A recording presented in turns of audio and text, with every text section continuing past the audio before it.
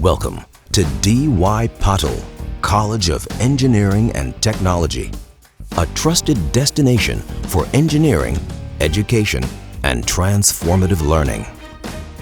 Established in 1984, the Institute has been shaping engineers through quality technical education, building a proud legacy of achievement and trust. Today, it stands as one of the premier institutions in the country, recognized for its commitment to innovation, impactful research, and a tradition of academic excellence.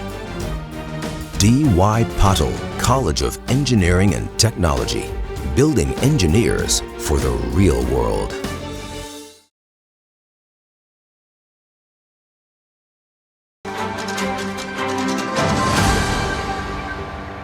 कसं आहे, हे बऱ्याच वर्षानंतर असं आंदोलन आहे या सगळ्या गोष्टींकडे.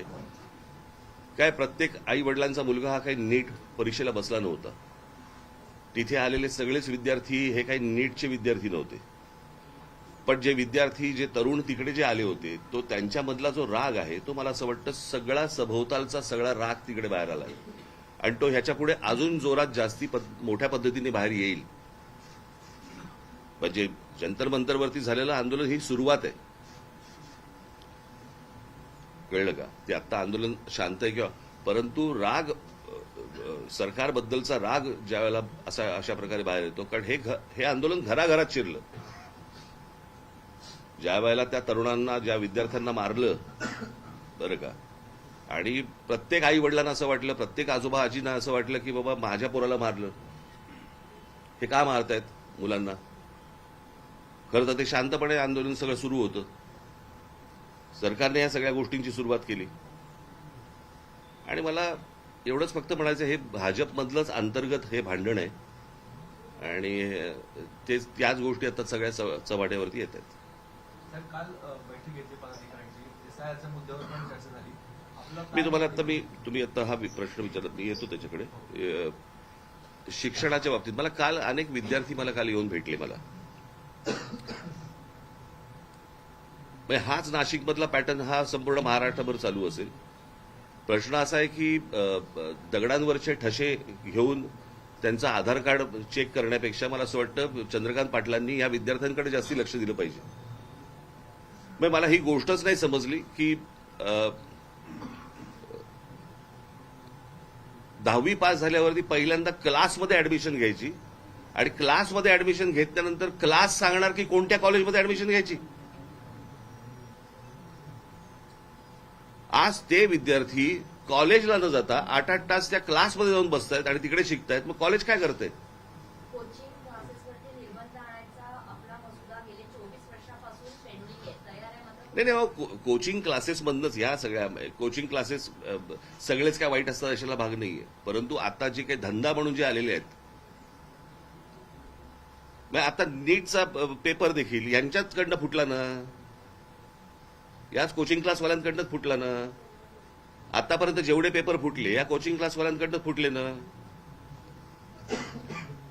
मग प्रश्न असा आहे की ते निलकणी आणून तिथे आता काहीतरी त्या निलकणींना आणलंय वरती, त्यांनी मला असं वाटतं या क्लासेसवरती पहिल्यांदा लक्ष दिलं पाहिजे.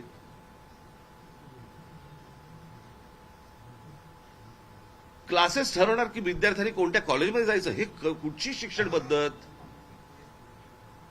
चंद्रकांत पाटलांनी याच्यामध्ये लक्ष घातलं पाहिजे, मुख्यमंत्र्यांनी याच्यामध्ये लक्ष घातलं पाहिजे. विद्यार्थ्यांचे हाल होत आहेत. कॉलेजमधली फी किती? 20,000 रुपये आणि क्लासमधली फी किती? 1,40,000 रुपये. क्लासेस आणि कॉलेज यांच्या संगनमतानेच ह्या सगळ्या गोष्टी होत आहेत. क्लासेसवाले कॉलेजवाल्यांना पैसे पुरवत असणार. क्लासमध्ये 8-8 तास गेल्यानंतर कॉलेजमध्ये अटेंडन्स कसा लागतो? या अशा प्रकारची भिकार शिक्षण परिस्थिती शिक्षणाची असताना त्याच्यानंतर तुम्ही म्हणायचं की विद्यार्थ्यांनी चिडायचं नाही, तरुणांनी चिडायचं नाही. म्हणजे काय? काल मला काही विद्यार्थी मला इतकं वाईट वाटलं. मला त्यांनी विचारलं, साहेब परत नीटचा पेपर नाही ना फुटणार? एवढी आज तिथे एक मुलगा, मला मी त्या मुलाचं नाव काल त्याचे घरचे येऊन गेले, ज्याने आत्महत्या केली, यश गोसावी. एका मुलाने आत्महत्या केली. ज्या 21 विद्यार्थ्यांची नावं आहेत आत्महत्या केलेल्या ह्याच्यामध्ये, त्याच्यामध्ये त्या यशचं नाव नाहीये. नाशिकमधला मुलगा आहे तो.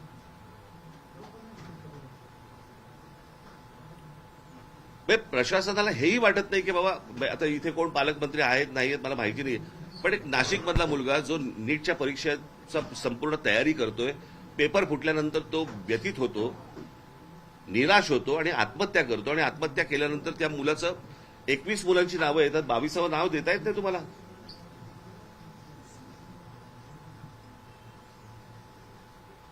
हे कोणतं सरकार चालू आहे आणि काय प्रकार चालू आहे मला समजलंच नाही. मला मी तुम्हाला एक गोष्ट वाचून दाखवतो, तुम्ही ती सर्वांनी नीट ऐका. आता बस, आता शांत.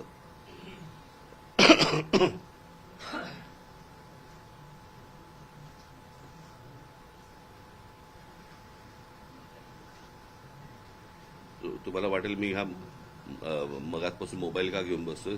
मोबाईल मला कोणाची फोन येणार नाहीयेत, मला एक गोष्ट वाचायची म्हणून मला ठेवलंय बरोबर.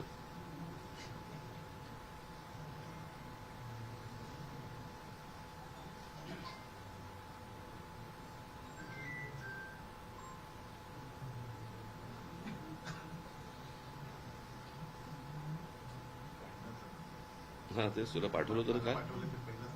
हा हा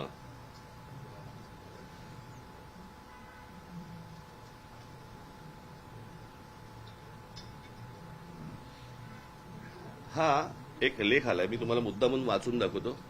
तुम्ही गप्प बसा रे आता. एक तर उशिरा येऊन कॅमेरा लावू नका तुम्ही, बाकीच्यांकडनं आउटपुट घ्या नंतर.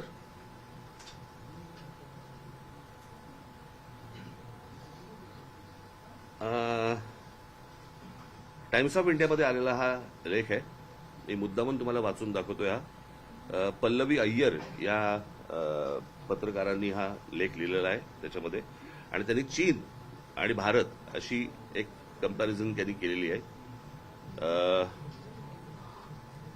त्याचा मी तुम्हाला फक्त अर्क सांगतो त्या सगळ्या याच्यामध्ये. आपली आणि चीनची तुलना खरं तर करू नये. मोठी लोकसंख्या ही एक गोष्ट सोडली तर खूप फरक आहे. आपल्यात मुख्यतः तिथे लोकशाही नाही आणि आपल्याकडे ती आहे. तिथली राज्यव्यवस्था वेगळी आणि आपली वेगळी. परंतु तिथे शाळा झाल्यानंतर, 10वी झाल्यानंतर, शाळा झाल्यानंतर चीनमध्ये सगळी मुलं एक परीक्षा देतात, सगळी. त्या परीक्षेला गावकाव असं नाव आहे. गावकाव. मागे आवाज बंद करा रे तुम्ही, नाही तर निघून जायला सांगता ना. एक तर ते पत्रकार नाहीयेत.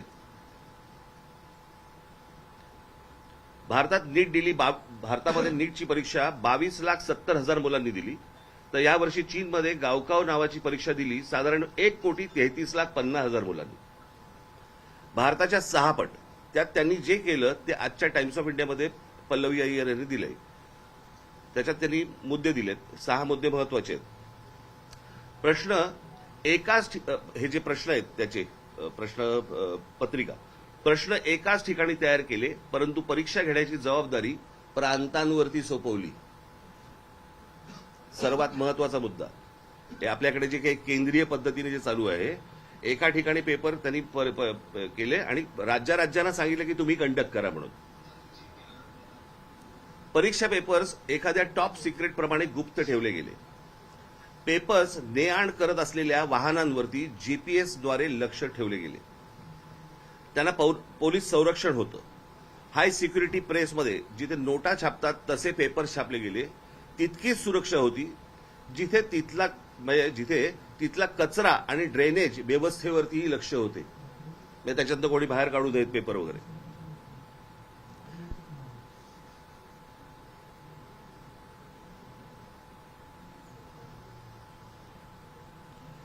ज्या शिक्षकांनी पेपर्स काढले होते, हे मागचे सगळे बाहेर काढतात. जर सगळ्यांना बाहेर काढा.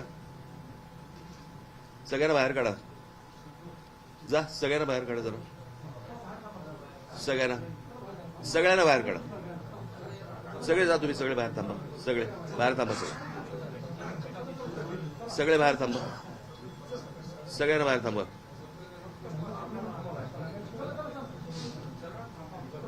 सगळ्यांना बाहेर थांबा. जा, तुम्ही सगळे बाहेर थांबा. सगळे बाहेर थांबा तुम्ही. सगळ्यांना बाहेर थांबवा, सगळ्यांना बाहेर थांबवा. तुम्ही बाहेर जा सगळे.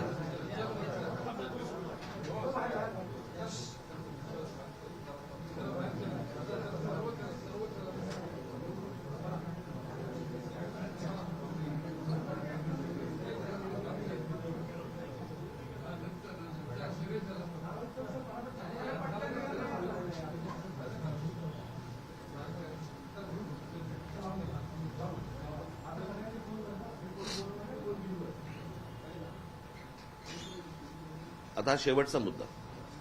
ज्या शिक्षकांनी पेपर्स काढले होते त्यांना सुमारे महिनाभर एका संरक्षित सुरक्षित ठिकाणी ठेवलं होतं, कोणत्याही संपर्काशिवाय.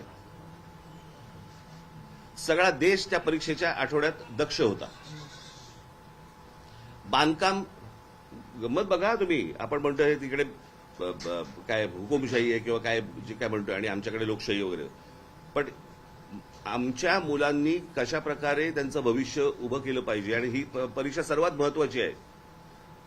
सगळा देश त्या परीक्षेच्या आठवड्यात दक्ष होता. बांधकामं थांबवली होती सगळी, कारण मुलांना शांतता हवी म्हणून. वाहनांच्या हॉर्न्सवरती बंदी होती. मुलामुलींना वेळेवरती परीक्षा केंद्रावरती पोहोचता यावं म्हणून वाहतूक वळवली होती. पोलिसांनी स्वतः शटल सर्व्हिस सुरू केली होती. रस्त्यावरती उभे राहून स्वयंसेवकांनी मुलांना फुकट नेण्या आणायची सोय केली. पाणी पुरवलं, अगदी खाद्यपदार्थ सुद्धा. म्हणजे हा एका परीक्षेसाठी सगळा देश उतरला होता. फक्त सरकार नव्हे, चीनमध्ये हुकुमशाही आहे, परंतु आम्ही गुणांची कदर करतो आणि सगळ्या गुणी मुलांना प्रगती करण्याची समान संधी आहे हे यातून सांगत ते होते. नीटच्या परीक्षेमधनं आपल्याकडे जे विद्यार्थी आहेत हे या देशाचं भविष्य आहे. इतर परीक्षा देणारे विद्यार्थी त्यांचं हे आपल्या देशाचे भविष्य आहे. त्या मुलांकडे कोणताच लक्ष नाही. दरवर्षी पेपर फुटतायत. म्हणजे हे नीटचं आंदोलन जेव्हा चालू होतं त्यावेळेला 2 पेपर फुटलेत. म्हणजे या शिक्षण पद्धतीवरती जर समजा कोणाचंही लक्ष केंद्रित नसेल, कोणी त्या गोष्टीला गांभीर्याने घेत नसेल आणि त्याच्यानंतर तुम्ही म्हणाल मुलांनी चिडायचं नाही, मुलींनी चिडायचं नाही, तरुणांनी रागवायचं नाही, शिव्या द्यायच्या नाहीत. मग शिव्या द्यायचा अधिकार फक्त काय भाजपला आहे? लोकांच्या आया बहिणी काढण्याचा फक्त अधिकार भाजपला आहे?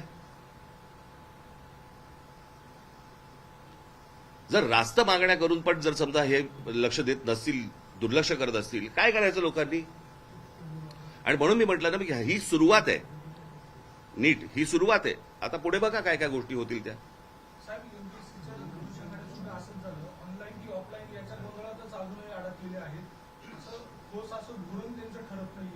एक मिनिट जर थांबे. कोण आहे रे हे मोबाईलवरती? ते अजून बाहेर नाही गेले का? तर बाहेर थांबव ना सगळ्यांना. काय इथे त्यांचं काय काम आहे?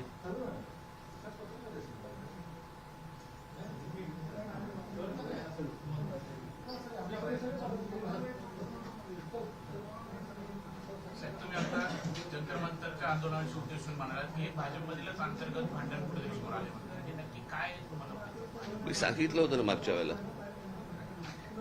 मी एका पत्रकार परिषदेमध्ये, मी माझ्या सभेमध्ये पण सांगितलं, माझ्या भाषणामध्ये पण सांगितलं होतं. हे प्रत्येकाच्या महत्वाकांक्षा मोठ्या झालेल्या आहेत. आम्हाला पंतप्रधान व्हायचंय, मला पंतप्रधान व्हायचंय. त्याच्यामुळे त्या दिवशी मी जे सांगितलं ना की ज्या वेळेला तुम्ही समोरचे शत्रू ज्यावेळेला संपवतात त्यावेळेला शत्रू तुमच्यामध्ये निर्माण होतात आणि ते जगाचा इतिहास आहे. हा ती प्रोसेस भाजपमध्ये सुरू झालेली आहे ऑलरेडी. आता ती थांबू नाही शकत. वैद्यकीय महाविद्यालयामध्ये प्रवेशासाठी नीट परीक्षा आहे. त्याच्यानंतर आता प्रत्येक अभ्यासक्रमासाठी वेगवेगळ्या परीक्षा करण्यात आल्या आणि यातून खरं म्हणजे मोठा भ्रष्टाचार होतो. अनेक वेळेस मुलं जी 12वीला चांगला मार्क करतात त्या मार्कांवर पटकन नाही. माझं तर म्हणणं आहे ते बाकी सगळ्या गोष्टींवरती आपल्याला करता येईल. पहिल्यांदा कॉलेजची भूमिका काय आणि हे जे धंदेवाईक जे क्लासेस जे निर्माण झालेले आहेत ह्यांची हे हटणार की नाही हटणार? मला असं वाटतं सरकारचा कस पहिला इथे लागला पाहिजे.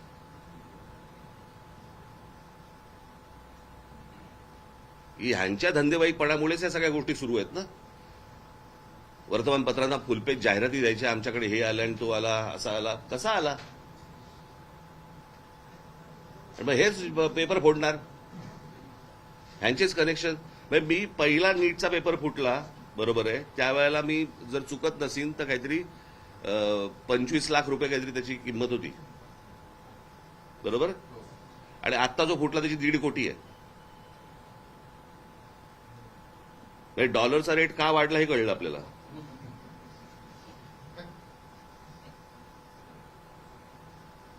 आणि हे सगळ्या गोष्टी बाहेर येत आहेत, सगळ्या गोष्टी सगळ्यांना माहिती आहेत आणि कोणी कंट्रोल करत नाहीये. म्हणजे काय, म्हणजे सरकारमधले कोणी अडकलेत का त्याच्यामध्ये? लोक आहेत का कोणी ज्यांचा धंदा त्याच्यावरती अवलंबून आहे?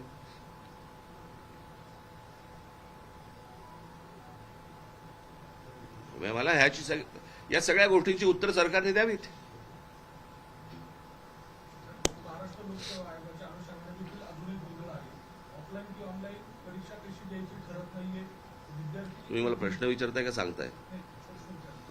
याच्यामध्ये काय सोल्युशन वाटतं? कशा पद्धतीने मी काही त्यातला तज्ज्ञ नव्हे, बरं का. जे लोक तज्ज्ञ आहेत त्यांच्याशी ह्या गोष्टी, तज्ज्ञ आहेत ना एवढे, तज्ज्ञांची काय कमतरता आहे का? परंतु प्रश्न असा आहे ना सरकारचा की सगळं आम्हालाच कळतं. यातनं ज्या दिवशी सरकार बाहेर येईल आणि ज्या दिवशी तज्ज्ञांशी ज्याला चर्चा करून त्याच्यातनं काहीतरी सोल्युशन येईल तेव्हाच होईल ना. त्याशिवाय कसं होईल? आता ते नीलकंठीने आणले तर मला माहित नाही ते काय करणार आहेत.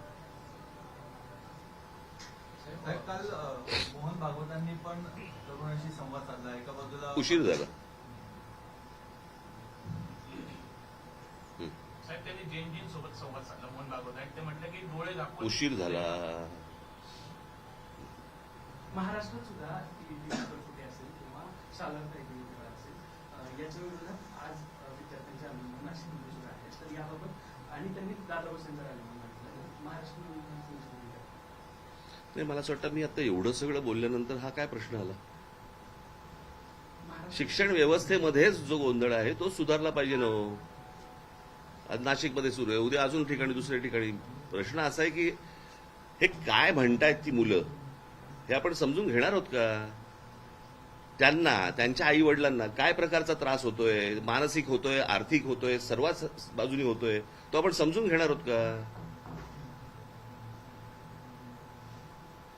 काय ही मुलं अहो त्या मोबाईलवरती ज्यावेळेला ती मुलं बघतात ना, जग ज्यावेळेला पाहतात त्यावेळेला मला सांगा कोण राहील इथे? मी परवा दिवशीचा आकडा वाचून दाखवला ना, किती मुलं गेली बाहेर. 5 लाख कोटीच्या वरती आपल्या देशामधले पालक हे 5 लाख कोटी मुलांना शिक्षणासाठी बाहेर पाठवत आहेत. म्हणजे 5 लाख कोटी देशाच्या बाहेर गेले पैसे.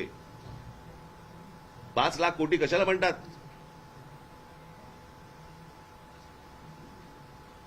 अहो या विद्यार्थ्यांचं काय, म्हणजे याचं काय आहे?